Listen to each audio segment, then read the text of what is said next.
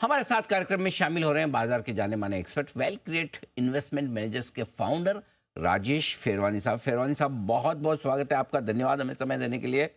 बाजारों का हाल तो बुरा है ही, 2-3 दिन से बस गिरना बंद किए हैं, इतनी राहत है। बताएं सर, क्या लग रहा है? अच्छी अच्छी खबरों पर भी बाजार का रिएक्शन नहीं आ रहा, न बजट, न पॉलिसी, न इलेक्शन के रिजल्ट। क्या किया जाए? गुड मॉर्निंग अनिल जी, बहुत बहुत शुक्रिया। धन्यवाद सर। जो एफआई का सेलिंग हमने देखा है लास्ट फ्यू मंथ्स में, उसका सबसे ज्यादा भार मार्केट पे पड़ा है।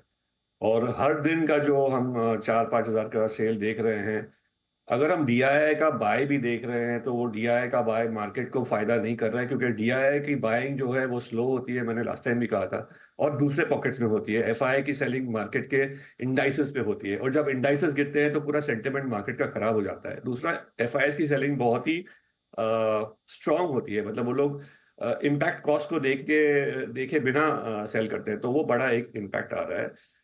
इंटरेस्ट रेट्स की बात करें तो यूएस में जो इंटरेस्ट रेट्स आज भी डिफरेंशियल हमारे इंडिया के साथ है, और 2% है, और वो बहुत ही कम है। तो एफआईएस को कोई रीजन नहीं है, अगर रुपी डेप्रिशिएट हो रहा है, प्लस इंटरेस्ट रेट्स का डिफरेंशियल कम है, प्लस हमारी वैल्यूएशन भी बहुत ज्यादा हो गई थी, तो एफआईएस के पास कोई रीजन नहीं था यहाँ पे रहने का। और उनको ऑल्टरनेटिव्स दिख रहे हैं, यूएस में दिख रहे हैं ट्रम्प के आने के बाद, और चाइना भी सस्ता था। तो ये सब फैक्टर्स इंडिया पे भारी पड़ रहे हैं। क्यों कंटिन्यू हो रहा है ये? क्योंकि हमारी वैल्यूएशंस बहुत बढ़ गई थी। मैंने हर बार यही कहा है कि कुछ पॉकेट्स है, जैसे पीएसयूज है या स्मॉल कैप्स है, जहां पे वैल्यूएशंस अपने हद से ज्यादा चली गई थी, और अर्निंग्स जो आई है ये लास्ट क्वार्टर में बहुत डिसअपॉइंटिंग है वो स्मॉल कैप्स के लिए, और वो कुछ मिड कैप्स और कुछ पीएसयूज के लिए अर्निंग्स उस लेवल पे नहीं आई है जहां पे हमने वैल्यूएशंस लेके रख दी थी। तो अगर 35% का ग्रोथ दिख रहा था, तो वैल्यूएशंस उससे भी ज्यादा डिस्काउंट कर रही थी, और इसके लिए हमारी करेक्शन हुई है।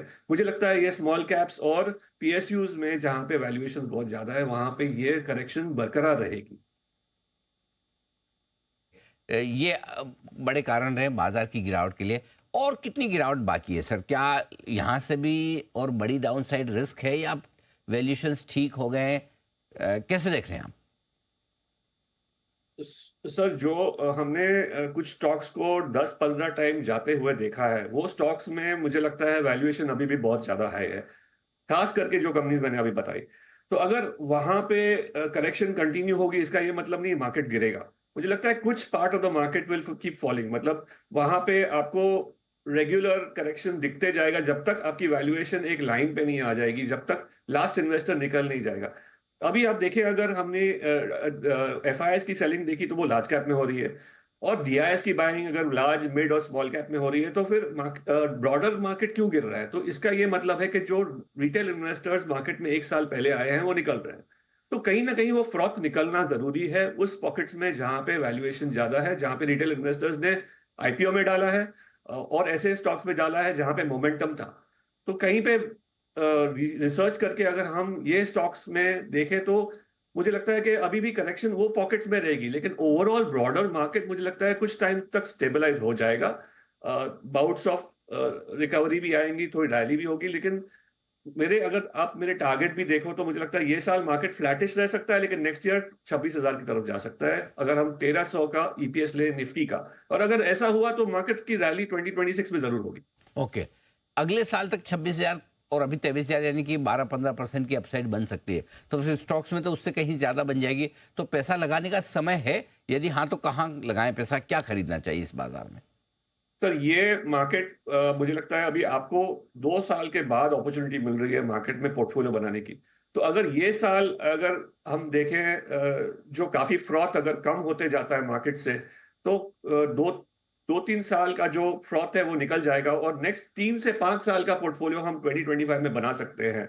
और पॉकेट्स बहुत है मार्केट में जहां पे फ्रॉथ निकल गया है, जैसे इवन एफएमसीजी, जहां पे जैसे पेंट सेक्टर था, जहां पे हमने इतने सालों से हाई वैल्यूएशन देखी है, वो चले गया है। तो आज मुझे लगता है पूरा इंडिया का जो कॉर्पोरेट सेक्टर है वैल्यूएशन वाइज रीजनेबल होते जाएगा, और अक्रॉस द मार्केट निवेश करना अच्छा रहेगा। लेकिन मेरे जो पॉकेट्स, जो मैं जहां पे मेरा फोकस है, वो है health care, defence, engineering, public sector bank, मुझे लगता है वो भी बहुत सस्ते हैं।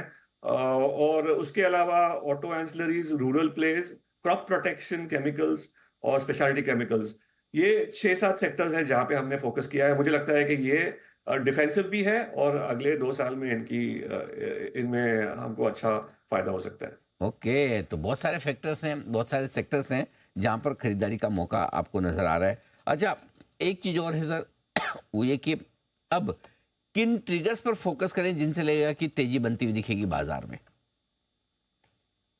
पर एक तो हमको ये देखना है कि यूएस में इंटरेस्ट रेट्स कैसे कम हो रहा है, क्योंकि ये एक मैक्रो फैक्टर है।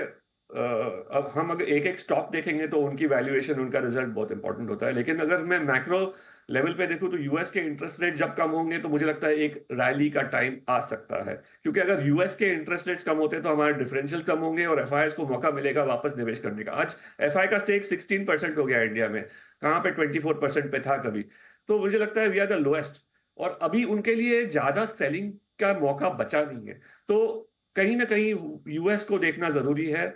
मुझे नहीं लगता टैरिफ्स का कोई इंपैक्ट होने वाला है इंडिया पे, क्योंकि इंडिया के एक्सपोर्ट सिर्फ 20% है, तो ज्यादा उस पर इंपैक्ट होगा नहीं। इंडिया की इकोनॉमी काफी डोमेस्टिक इकोनॉमी है, कंजम्पशन ड्रिवन इकोनॉमी है, तो वो एक ज्यादा एक फैक्टर है। और दूसरा हमको ये भी देखना है कि अगले क्वार्टर और 2 क्वार्टर में हमारे रिजल्ट्स एक्सपेक्टेशंस के बराबर कैसे आ रहे हैं, क्योंकि एक्सपेक्टेशंस मार्केट को ड्राइव करता है। और अगर रिजल्ट्स और रियलिटी एक्सपेक्टेशन से बेटर आई, मुझे लगता है कहीं ना कहीं वो भी हो गया है कि रिजल्ट्स ने हमको हमारी एक्सपेक्टेशन कम कर दी है।